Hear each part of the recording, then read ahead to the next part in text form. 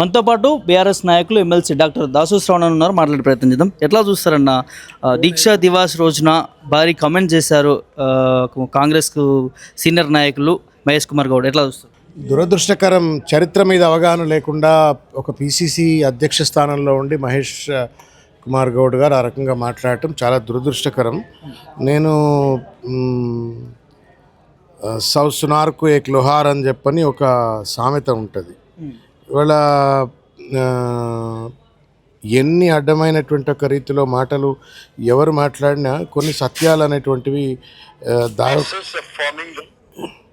ఇది కేసీఆర్ గారి An appropriate resolution will be moved in the state assembly. We have requested the Chief Minister of Andhra Pradesh to withdraw the cases filed on or after November 29, 2009 against all the leaders, students. ఒకవేళ గనక కేసీఆర్ గారు దీక్ష చేయకపోయినట్టయితే చిదంబరం గారు 2009 December 9 నాడు అర్ధరాత్రి పూట ఎందుకు the process for the formation of Telangana will be initiated అని ఎందుకు ప్రకటించినారు?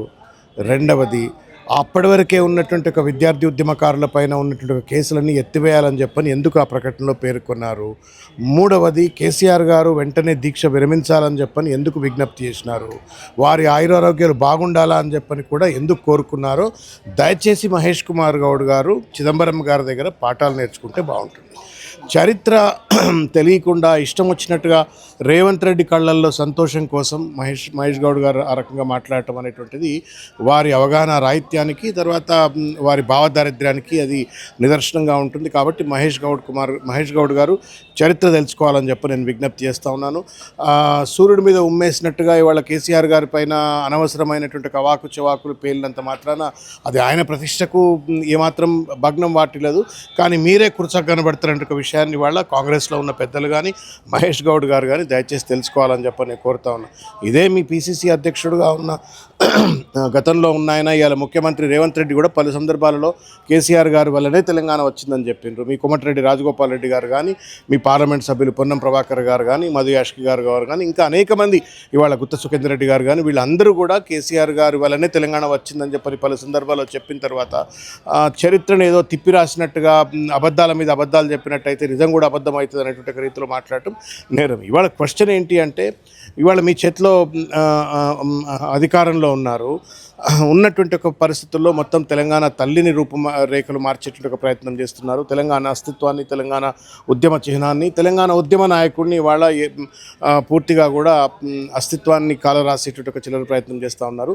దీనివల్ల సూర్యుడి పైన ఉమ్మేస్తే సూర్యుడి యొక్క కాంతి ఎట్లయితే తగ్గదో కేసీఆర్ గారి కాంతి కానీ, కేసీఆర్ గారి యొక్క ప్రభావశీల నాయకత్వం కానీ ఏమాత్రం కూడా తగ్గదు అనేటువంటి ఒక విషయాన్ని దయచేసి వాళ్ళు తెలుసుకోవాలని కోరుతా ఉన్నారు. బీఆర్ఎస్ పార్టీ కేవలం కేసీఆర్ ఒక్కడి వల్లే తెలంగాణ వచ్చిందని చెప్పుకుంటా ఉన్నారు. కానీ ఇవాళ బలిదానం చేసుకున్నటువంటి అమరవీరులం కానీ, లేకపోతే ఇచ్చిన సోనియమ్మని గురి ఎందుకు గుర్తు చేసుకోవాలనే విషయాలు కూడా మాట్లాడుతున్నారు.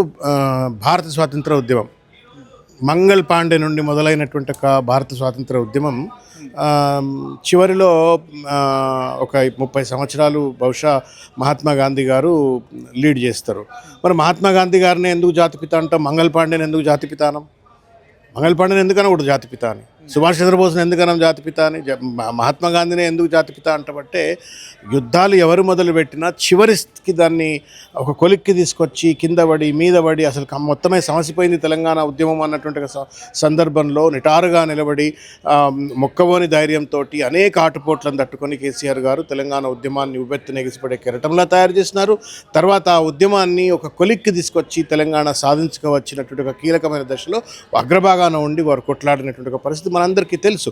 Everybody knows. కేసీఆర్ లేకపోయినట్టయితే పార్లమెంట్లో ఆ బిల్లు రాదు. కేసీఆర్ లేకపోయినట్టయితే ఈ ఉద్యమం ఇన్ని రకాలుగా అనేక అణచివేతలను తట్టుకొని నిలబడి ఉద్యమం ముందుకు కొనసాగేది కాదు.